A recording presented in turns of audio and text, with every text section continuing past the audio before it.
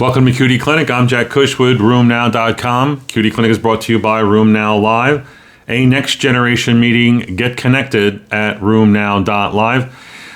Our case is monarticular rheumatoid. What? So I have a 60-year-old man who, in fact, is seropositive with a CCP of, all right, it's only 38. It's not like it's big time CCP. But he's got a chronic monarthritis. The story is that about 2 years ago, he went and had a torn meniscus repaired. And after that procedure, he started having recurrent chronic effusions in that same knee. The orthopedist went back in, did a repeat synovectomy, sent all the fluid and tissue off for infection crystals, cancer, you name it. Nothing comes back, just inflammatory stuff. Inflammatory synovial fluid, requiring intra-articular steroid injections. And after they did their third or fourth, they were fed up and sent it to me, the rheumatologist. And I did the same thing. I managed him with repeated aspirations, intermittent articular steroids.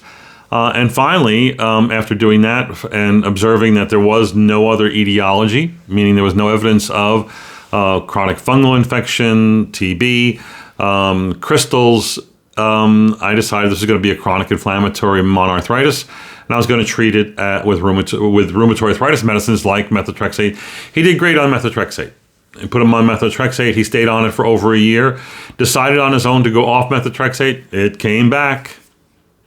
And guess what? That's where we are now. We're almost 2+ years down the line. He's doing great on methotrexate. And the question is, what do you call this? Does it have a name? Is it something that you can call? I mean, I'm calling it seropositive rheumatoid because he has one joint and a CCP, rheumatoid factor, all the serology is negative. He had inflammatory markers when this was hot. With high SED rates, high CRPs, 3.3 milligrams per deciliter, but everything else was negative. The question is, what can he expect?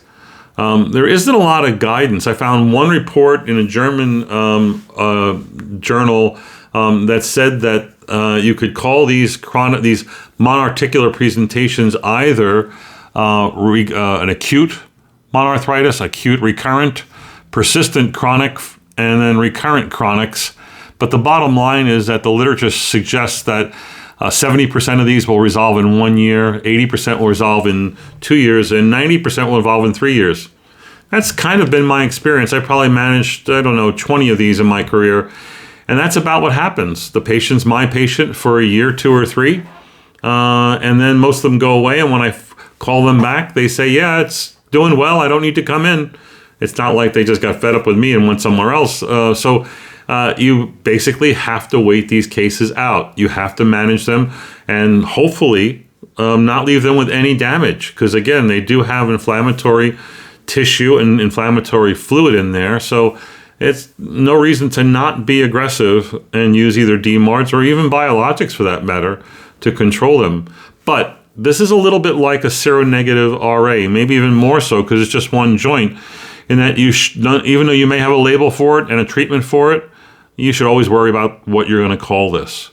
So this is a case where when you don't have a firm diagnosis, you end up treating what they have and being appropriate and matching the aggressiveness of what they have with the aggressiveness of therapy. But in this case, every visit, I'm going to rethink the diagnosis and wonder, could this be malignancy? Could this be a crystal? Could this be an occult infection that's not showing up?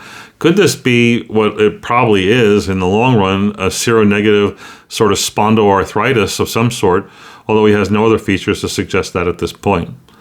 Interesting cases require interesting management. Tune in for more QD Clinics.